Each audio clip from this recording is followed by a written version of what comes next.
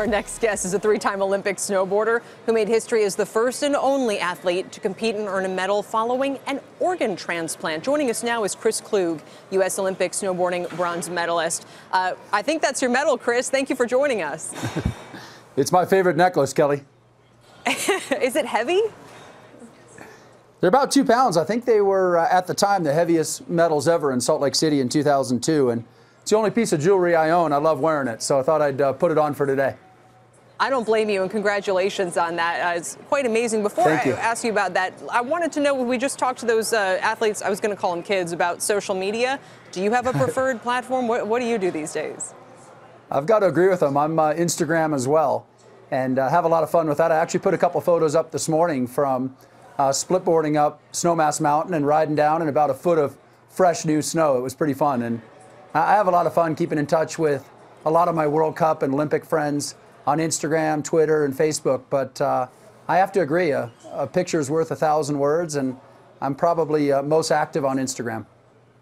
All right, so let's talk. I mean, by the way, how are you doing? How are you feeling these days after the transplant, and how difficult was it to compete after that had been done? Thanks for asking, Kelly. I'm about 17 and a half years out from my life-saving liver transplant.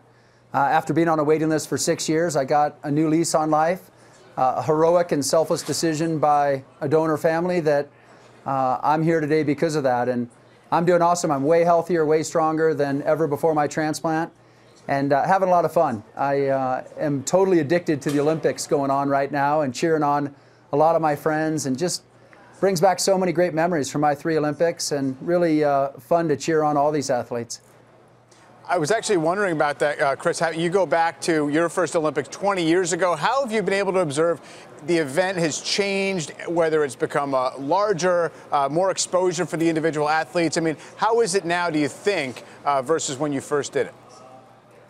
Well, I was the first ever named snowboarder to the U.S. Olympic team, Mike, and we just had giant slalom, which is a 2-run giant slalom snowboard event, and the half pipe.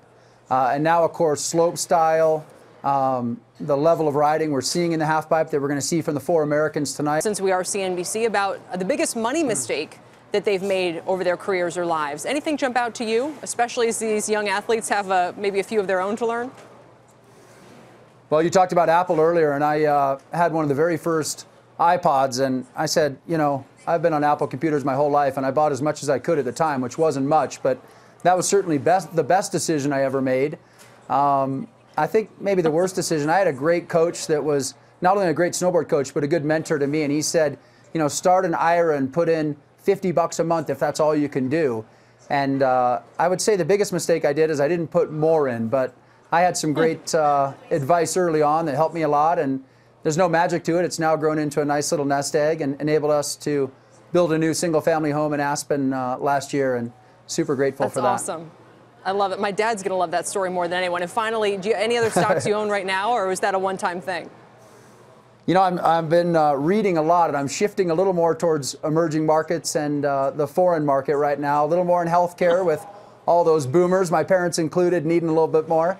And maybe some more housing stuff. I'm in real estate. I've got a real estate business in Aspen, and seeing all these millennials moving up, and now the largest segment in the workforce, they're going to need some housing. They might be tiny houses, but they're going to need some housing. So those are kind of the shifts I've made. I've always been a big Facebook, Amazon fan for years, as well as Apple, and those have all boded well. But I think I'm shifting a little bit more foreign here in the months ahead.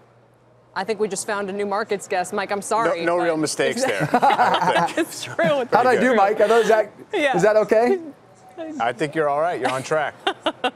And that's from I like Mike, the that's iced high bocce, praise. by the way, too, Mike. I know, he's so good. Chris, thank That's you so awesome. much for joining us. Hey there, thanks for checking out CNBC on YouTube. Be sure to subscribe to stay up to date on all of the day's biggest stories. You can also click on any of the videos around me to watch the latest from CNBC. Thanks for watching.